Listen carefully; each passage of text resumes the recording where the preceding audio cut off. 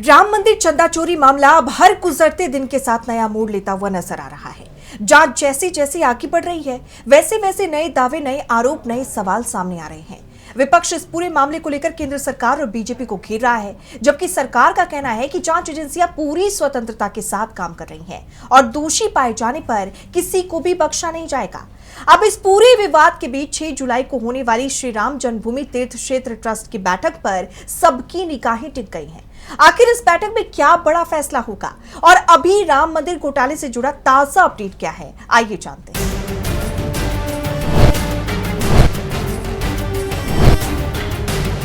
खबरें हैं कि 6 जुलाई को ट्रस्ट की अहम बैठक होने की संभावना है। इस बैठक में कथित चढ़ावा चोरी मामले में जांच के दायरे में आए ट्रस्ट के महासचिव चंपत राय और ट्रस्टी डॉक्टर अनिल मिश्रा के इस्तीफों पर चर्चा हो सकती है।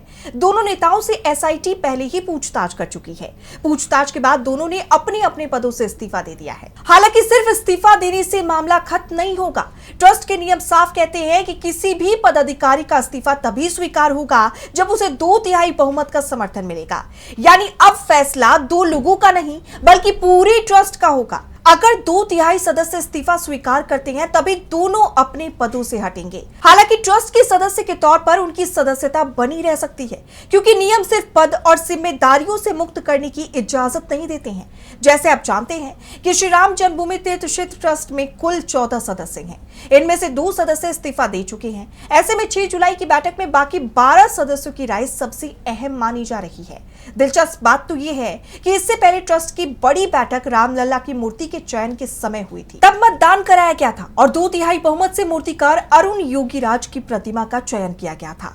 अब उसी मंदिर में आने वाली चढ़ावे को लेकर उठे सवालों ने पूरे ट्रस्ट को कटघरे में खड़ा कर दिया है।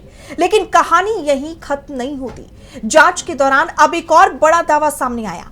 शुरुआती जांच में कहा गया कि मंदिर प्रतिष्ठान में अलग अलग पदों पर करीब 125 कर्मचारियों की भर्ती की गई थी। आरोप है कि इनमें से कुछ लोगों ने नौकरी पाने के लिए पैसे दिए थे।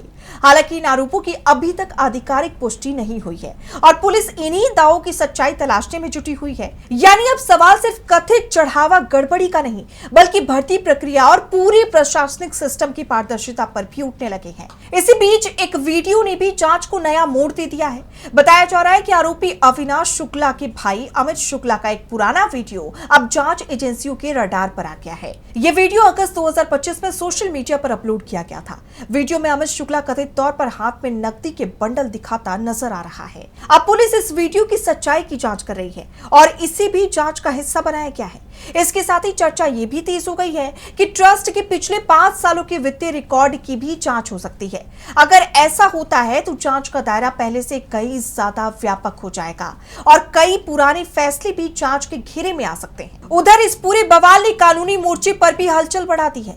जानकारी के मुताबिक आज यानी 2 जुलाई को अयोध्या बार एसोसिएशन के वकील राम जन्मभूमि थाने पहुंचकर ट्रस्टियों के खिलाफ शिकायत दर्ज कराने और एफआईआर की मांग करने की तैयारी में है। अब सबकी नजरें 6 जुलाई को होने वाली ट्रस्ट की बैठक और जांच एजेंसियों की अगली कार्रवाई पर टिकी है।